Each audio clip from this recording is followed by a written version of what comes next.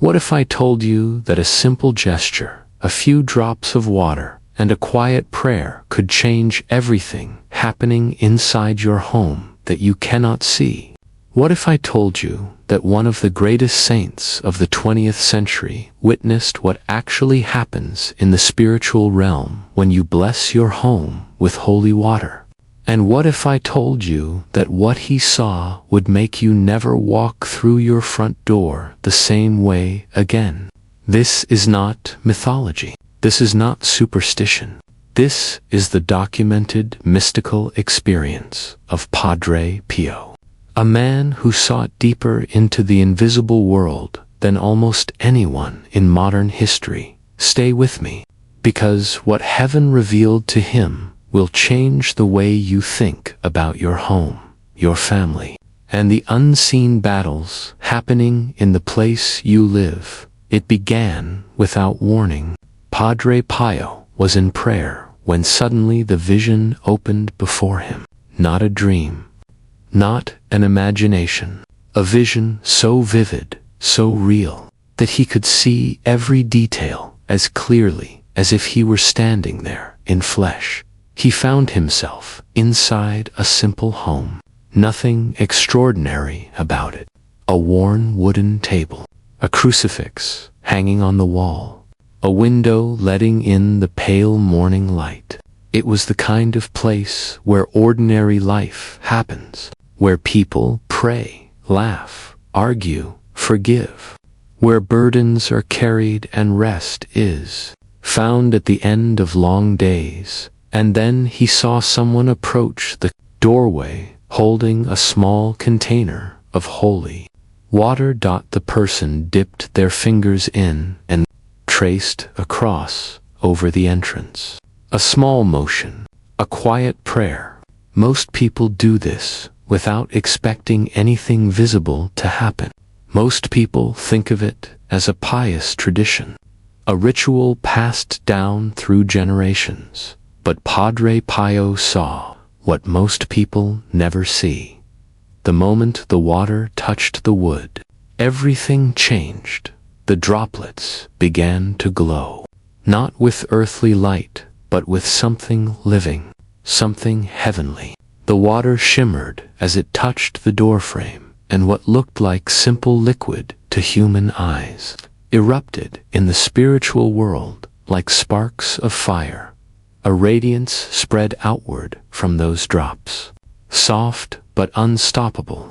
It traced the edges of the doorway, climbed the walls, seeped into the very air of the home. Padre Pio's breath caught in his chest. Heaven had just entered the house. And then he saw the guardian angel of the home move. It had been standing there all along, unseen, doing what angels do, watching, guarding, interceding. But the moment the holy water touched the threshold, the angel straightened. Its presence expanded. It moved through the rooms with renewed strength, as if the blessing had awakened an authority it had been waiting to use. Padre Pio understood immediately. The blessing had given the angel permission to guard the home more fiercely. But then he saw something else, something far more unsettling than the corner of the room, where the light had not yet reached. A shadow stirred. It recoiled sharply the instant the holy water touched the doorway. Padre Pio watched it shrink back, not in a slow retreat, but in a sudden, almost panicked withdrawal. The gesture had wounded it. Holy water, heaven revealed to him, carries not only blessing, but cleansing. And what is cleansed cannot be claimed by darkness. Padre Pio felt a quiet sorrow rise in his chest. He could see how long that shadow had lingered there, unnoticed by the family. It wasn't possessing them. It wasn't controlling them. But it was influencing the atmosphere, feeding on tension, discouragement, fear, unspoken resentments. Darkness rarely breaks into a home loudly. It settles in subtly, through wounds, arguments, anxieties, spiritual neglect, and the blessing with holy water disrupted all of it. The vision continued. Padre Pio watched as the person moved through the house, blessing one room after another. With each motion of the hand, beams of light unfurled outward from the droplets, filling the space with a purity that made the shadows scatter as the light spread. It revealed spiritual realities hidden beneath daily life in the kitchen. Padre Pio saw the weight of unspoken worries, fear of the future, exhaustion from endless caretaking, heaviness from financial struggles. The moment the holy water touched the air, that weight lifted slightly, as if the burden had become shareable. In the bedroom, he saw memories, some peaceful, some painful. The blessing softened the painful ones, loosening their grip on the soul.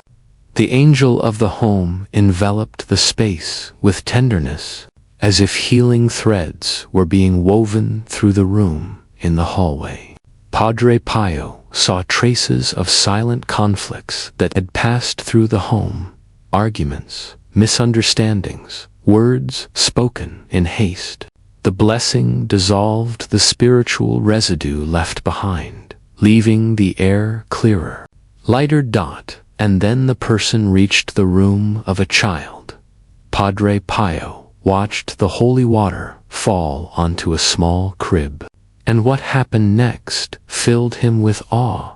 The child's guardian angel became radiant, almost too bright to look at.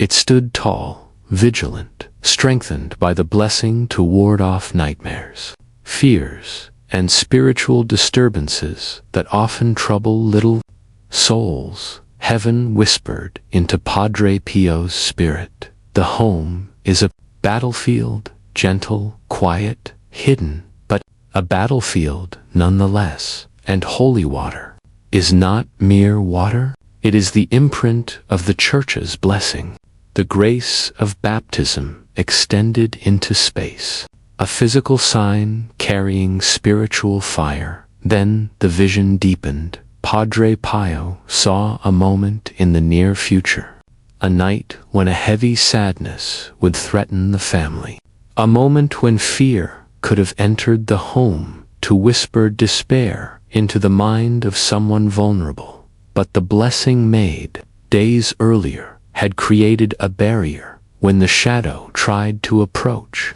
it stopped at the threshold, and it recoiled violently, unable to pass the invisible line of grace. The home remained untouched.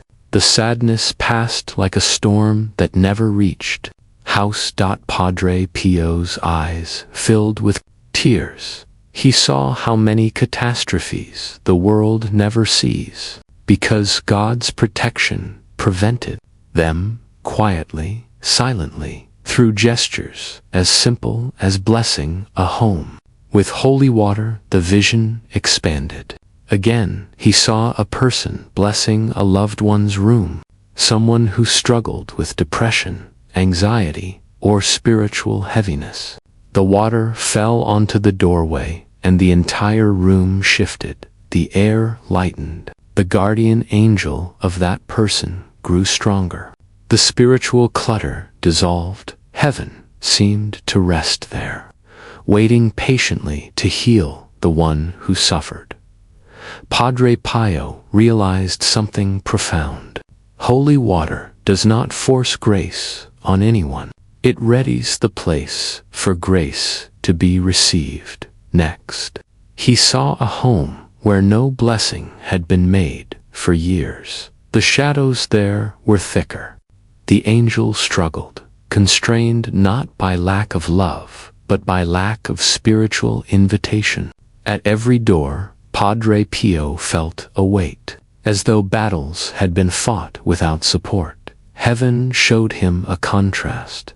A blessed home glows in the spiritual world. An unblessed home feels dim, burdened, vulnerable, not cursed. simply unfortified. Then another scene unfolded. A soul entered the home after a difficult day, carrying anger and hurt from the world outside. But as soon as they walked through the blessed doorway, the grace lingering in the air softened them. The anger loosened. The bitterness melted slightly. The home held them, wrapped them, healed them in places they didn't even know were bleeding. Padre Pio understood. A blessed home becomes a sanctuary, not just for the body, but for the soul. The vision then moved into something far more intense. Padre Pio saw a room heavy with illness. A person lay in bed, weakened by physical suffering. Their breath shallow, their spirit fragile. Fear had settled into the room like dust. The guardian angel stayed near the bedside, doing everything permitted to comfort the soul. But something hindered its full strength. Then a family member entered with a small bowl of holy water. They dipped their fingers in and traced a cross over the sick person's forehead. The instant the water touched their skin, a brilliant shock of light burst outward. It wasn't blinding, but powerful enough to shake the spiritual atmosphere of the room. The angel straightened, breaking free from whatever had held it back. A warm radiance spread through the walls, the floor, the sheets, and even through the soul of the one suffering. Padre Pio felt healing, not always of the body, but always of fear. The person did not suddenly recover in the physical vision. That was not the point. But the spirit stabilized. The darkness that had hovered over the bed withdrew. The room became a sanctuary, a place where suffering was no longer faced alone, but accompanied by heaven. The vision shifted again.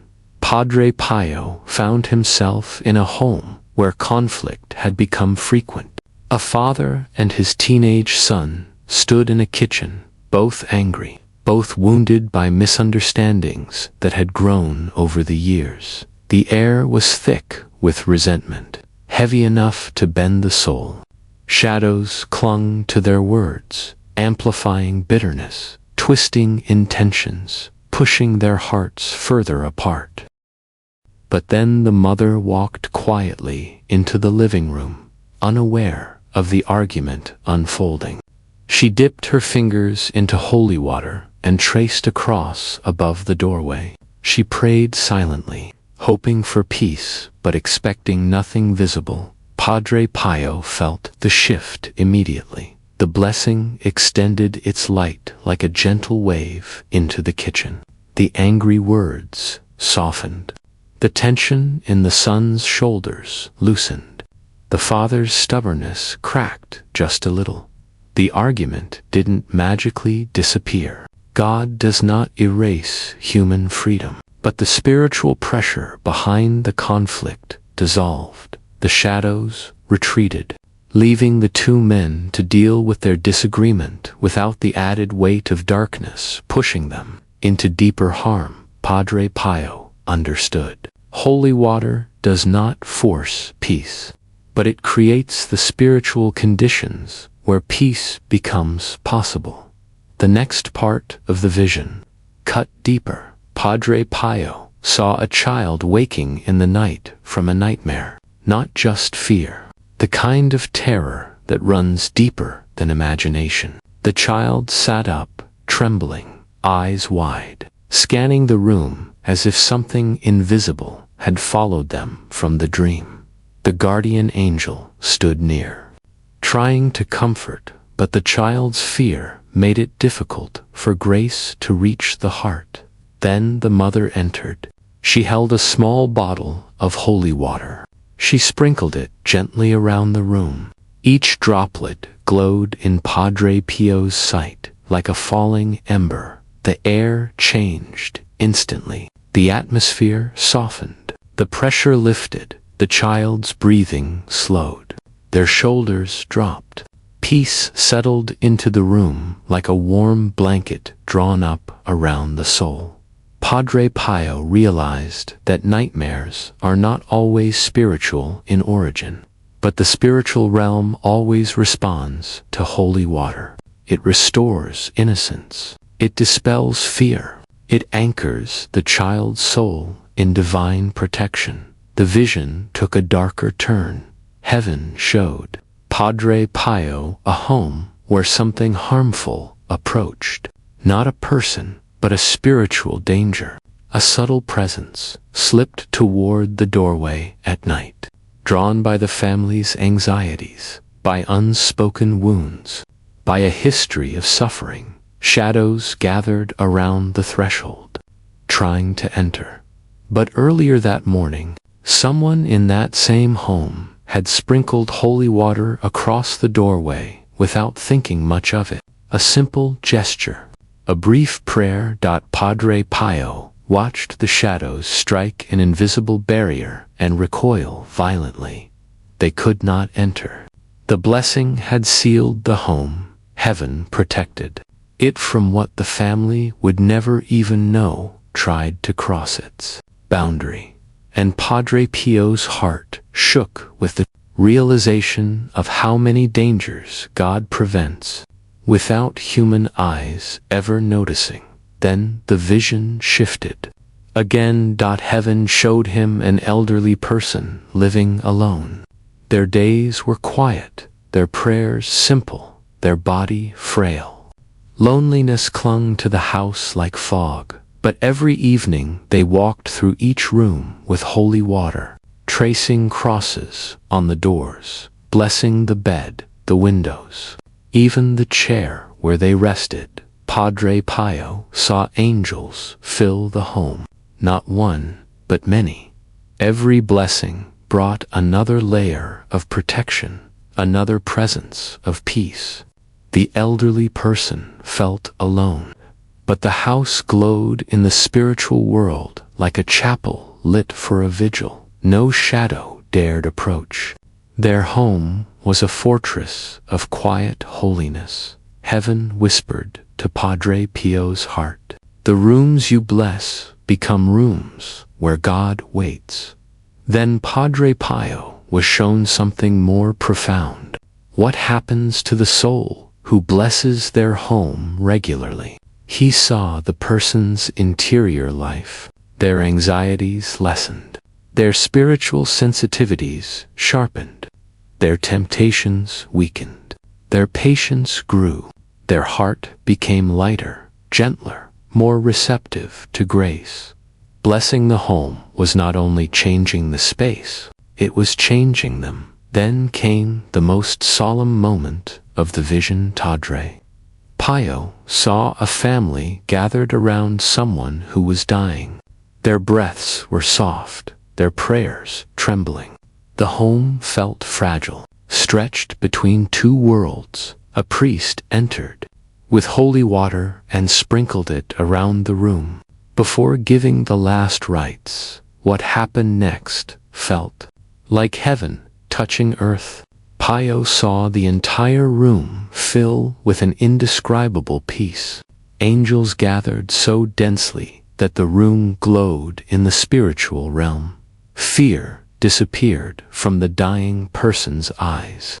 The shadows that had circled the home for years vanished instantly. Unable to stand in the presence of such grace, the holy water had purified the room for a soul's final journey, making it a chapel for their crossing.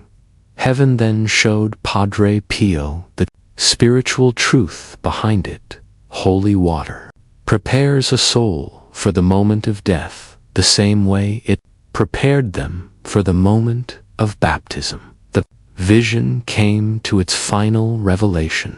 Christ himself entering homes where holy water had been used faithfully, quietly, reverently, like a king responding to an invitation. The presence of Jesus lingered in blessed places, resting on the walls, filling the air, waiting for hearts to open. These homes became places where burdens lifted more quickly, where forgiveness came more easily, where fear retreated more readily, where love grew more freely. A blessed home becomes a dwelling place for God. And Padre Pio understood, with a trembling heart, the truth heaven sealed within him. Holy water is not a symbol.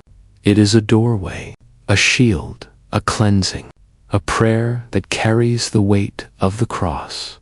When you bless your home, you invite heaven into your walls. You drive out what seeks to harm. You strengthen the angels assigned to protect you. You create a sanctuary where grace can breathe. So what does this mean for us? Most of us will never see what Padre Pio saw. We will never see the angels strengthen when we bless our homes. We will never see the shadows flee. We will never see the light spread through the rooms. But that does not mean it is not happening right now. Your home is more than walls and furniture.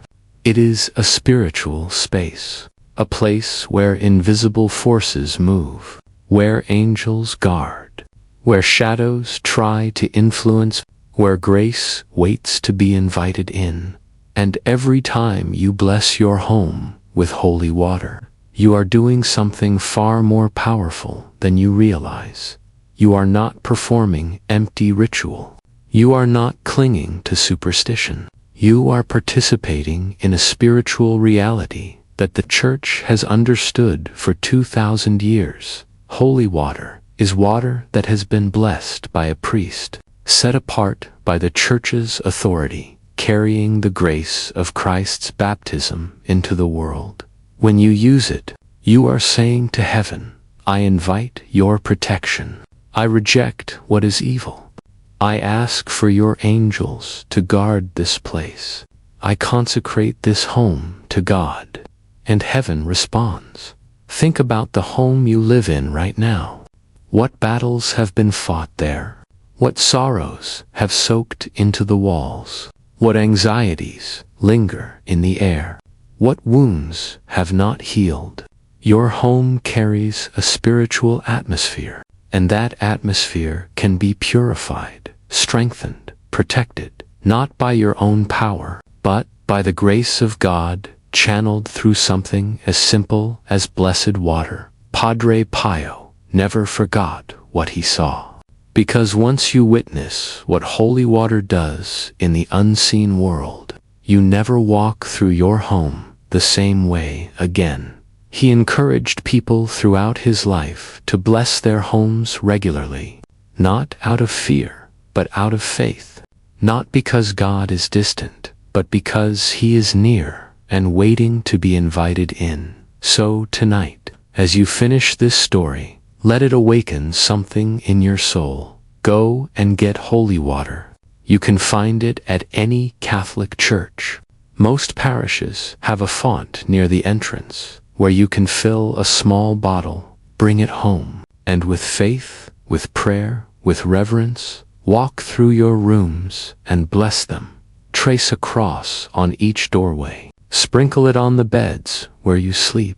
Bless the places where you gather, where you eat, where you work, where you rest. And as you do, know that heaven is responding. Angels are strengthening. Shadows are fleeing.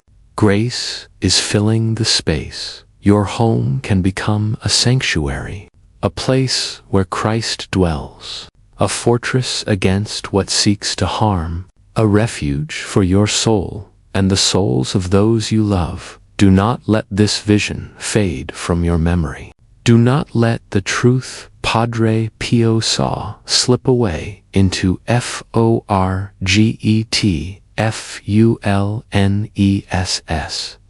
Act on it. Bless your home. Protect your family. Invite heaven in. And if this story has stirred your heart, share it.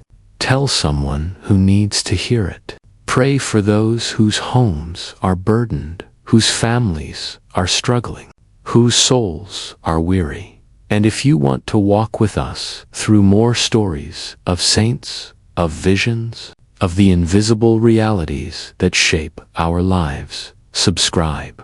Join us in these journeys of faith. May Padre Pio intercede for every person watching this. May he pray that our homes become sanctuaries, that our families find peace, that grace fills every corner of the places we live. May the angels guard your doorways. May the shadows flee from your walls. May Christ enter and dwell in your home, and may you never again walk through your front door without remembering what heaven sees when you bless it with holy water. Go in peace. Bless your home, and let grace do what only grace can do.